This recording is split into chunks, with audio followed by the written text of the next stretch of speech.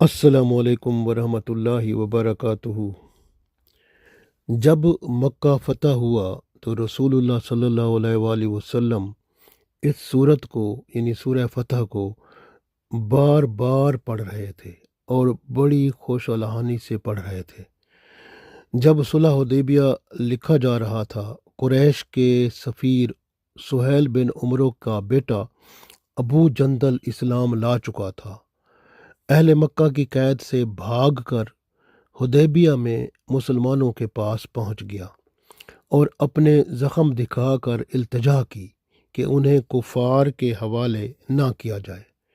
مسلمان ابو جندل رضی اللہ تعالیٰ عنہ کو پناہ دینے کے حق میں تھے، لیکن ابو جندل کا باپ سہیل بن عمرو اس بات پر اڑ گیا کہ اگر ابو جندل کو واپس نہ کیا گیا تو صلح نہیں ہو سکتی۔ رسول اللہ صلی اللہ علیہ وآلہ وسلم نے ابو جندل رضی اللہ تعالیٰ عنہ کو صبر کی تلقین فرمائی اور اسے واپس کر دیا۔ اس طرح ابو بصیر رضی اللہ تعالیٰ عنہ اسلام لا کر مکہ سے مدینہ پہنچے تو کفار مکہ نے 2 آدمی مدینہ بھیج دیے کہ وہ اسے واپس مکہ لائیں۔ آپ صلی اللہ علیہ وسلم نے ابو بصیر رضی اللہ تعالیٰ عنہ کو ان کے حوالے کر دیا۔ ابو بصیر رضی اللہ تعالیٰ عنہ نے راستے میں موقع پا کر ایک کو قتل کر دیا اور دوسرا فرار ہو کر مدینہ آ گیا۔ رسول اللہ صلی اللہ علیہ وسلم کو سب واقعہ اس نے آ کر سنایا۔ اتنے میں پیچھے پیچھے ابو بصیر رضی اللہ تعالیٰ عنہ بھی مدینے میں آپ صلی اللہ علیہ وسلم کے پاس پہنچ گئے اور عرض کیا، یا رسول اللہ صلی اللہ علیہ وسلم، کہ آپ صلی اللہ علیہ وسلم نے مجھے ان کے حوالے کر کے اپنا ذمہ پورا کر دیا، اب تو اللہ تعالیٰ نے مجھے ان سے نجات دے دی۔ رسول اللہ صلی اللہ علیہ وسلم نے فرمایا، جنگ کی آگ نہ بھڑکاؤ۔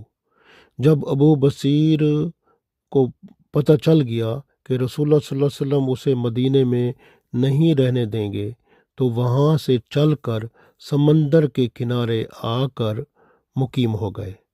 بعد میں ابو جندل رضی اللہ تعالیٰ عنہ بھی وہاں پہنچ گئے اور دوسرے 9 مسلم بھی مدینہ کی بجائے ادھر ہی آتے گئے۔ ان مسلمانوں نے تجارتی شاہراہ اپنی بستی بنا کر قریش کے تجارتی قافلوں کا ناک میں دم کر دیا۔ اس طرح مجبور ہو کر قریش مکہ نے اس شرط کو کالا دم قرار دے دیا اور اجازت دے دی کہ جو شخص مسلمان ہو کر مدینہ جانا چاہے تو وہ جا سکتا ہے۔ قریش نے رسول اللہ صلی اللہ علیہ وسلم سے عرض کیا کہ ابو بصیر رضی اللہ تعالیٰ عنہ کو لوٹ مار سے منع فرمائیں۔ رسول اللہ صلی اللہ علیہ وسلم نے ابو بصیر کو لوٹ مار کرنے سے منع فرما دیا۔ دراصل جو بھی مسلمان ہوتا وہ قریش کی قید سے بھاگ نکلتا اور ابو بصیر کے ٹھکانے پر پہنچ جاتا، یہاں تک کہ ابو بصیر کے پاس 70 آدمی جمع ہو گئے۔ یہ قریش کے قافلوں پر چھاپے مارتے تھے، اس لیے قریش خود ہی اس معاہدے کی شک کو کالا دم قرار دے چکے اور اجازت دے دی کہ جو شخص مسلمان ہو کر مدینہ جانا چاہے جا سکتا ہے۔ یہ صورت فتح ماشاءاللہ فتح مکہ کی خوشخبری سناتی ہے کہ مسلمانوں کو اللہ تعالیٰ نے کفار مکہ پر غلبہ عطا فرمایا۔ صلح حدیبیہ بظاہر مسلمانوں کے لیے خوش آئند نہیں لگتی تھی، مگر اللہ تعالیٰ نے اس میں مسلمانوں کی بے شمار کامیابیاں چھپا رکھی تھیں۔ کفار مکہ نے مسلمانوں کو آزاد خود مختار قوم تسلیم کر لیا، یہ سب سے بڑی کامیابی صلح حدیبیہ کی۔ دوسری بات، مسلمانوں کے جوش و جذبہ جو تھا اس سے کفار ڈر گئے تھے، اس لیے تو صلح کی تھی انہوں نے۔ نتیجہ یہ ہوا کہ مکہ کے بند راستے کھل گئے، اسلام کی تبلیغ و ترویج اور اشاعت آسان ہو گئی۔ ہجرت مدینہ اور صلح حدیبیہ تک صرف 1400 مسلمان لوگ ہوئے تھے، مگر اس صلح حدیبیہ کے معاہدے کے بعد صرف 2 سال کے عرصے میں 10,000 لوگ مسلمان ہوئے۔ ماشاءاللہ، آس پاس کے عام بدو قبائل بھی مسلمان ہو گئے۔ مسلمانوں کو امن و سکون اور اشاعت دین کا موقع مل گیا۔ یہ معاہدہ مسلمانوں کے حق میں کمزور لگتا تھا مگر بہترین ثابت ہوا۔ اللہ تعالیٰ نے مسلمانوں کے دل میں ڈال دیا کہ ایک مسلمان کی شان اور کامیابی صرف اسی میں ہے کہ وہ اللہ اور اس کے رسول صلی اللہ علیہ وسلم کا سچا فرما بردار، مخلص، نیک نیت، عزم کا پکا، اللہ اور اس کے رسول صلی اللہ علیہ وسلم پر پورا بھروسہ کرنے والا ہو، کیونکہ ایمان والوں کے لیے اللہ اور اس کے رسول صلی اللہ علیہ وسلم ان کو ان کی اپنی جانوں سے بھی مقدم ہے۔ یہ صورت اس وقت نازل ہوئی جب آپ صلی اللہ علیہ وسلم حدیبیہ سے واپس مدینہ شریف آ رہے تھے۔ صحابہ کرام رضوان اللہ علیہم اجمعین اور آپ صلی اللہ علیہ وسلم بھی غمگین اور اداس تھے۔ آپ صلی اللہ علیہ وسلم نے فرمایا مجھ پر، صحابہ کرام رضوان اللہ علیہم اجمعین کو فرمایا کہ مجھ پر ایک ایسی آیت نازل ہوئی ہے جو مجھے ساری دنیا سے زیادہ محبوب ہے۔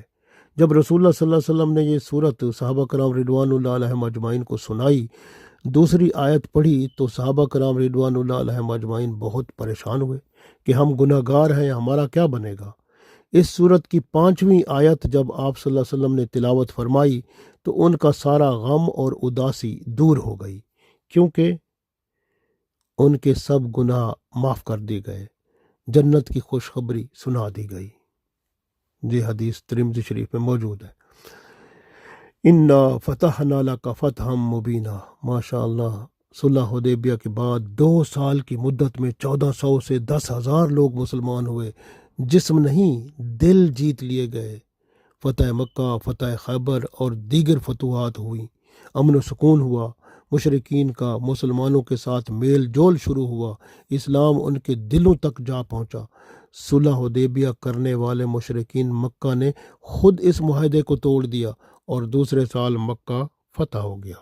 ماشاءاللہ، جنگ کا خطرہ ٹل گیا، راستے کھل گئے، لوگ دھڑا دھڑ اسلام میں داخل ہونے لگے، خیبر فتح ہوا، سارا عرب مسلمانوں کے زیر نگیں آ گیا۔ بعض قبائل نے تھوڑی سی مزاحمت کی جو جلد ختم کر دی گئی، عربوں کی اکثریت ایمان لے آئی۔ حضرت خالد بن ولید اور عمرو بن العاص بھی ایمان لے آئے، جس سے مسلمانوں کے لشکروں میں طاقت بڑھ گئی۔ اسی طرح سے یہودیوں کے جو قبیلے تھے جو مسلمانوں کے خلاف تھے، ان کے جذبات بھی ٹھنڈے ہو گئے اور مسلمانوں کو ٹائم ملا۔ رسول اللہ صلی اللہ علیہ وسلم نے اس وقت میں بادشاہوں کو خط بھی لکھے۔ ماشاء اللہ، کتنا خوبصورت منظر یہ اللہ تعالیٰ نے عطا فرما دیا۔ تو یہ ایک حدیث میں آتا ہے، جو شخص رمضان شریف کی پہلی رات کو نفلوں میں یہ سورت فتح پڑھے، سارا سال ہر قسم کی آفت اور مصیبت سے محفوظ رہے گا۔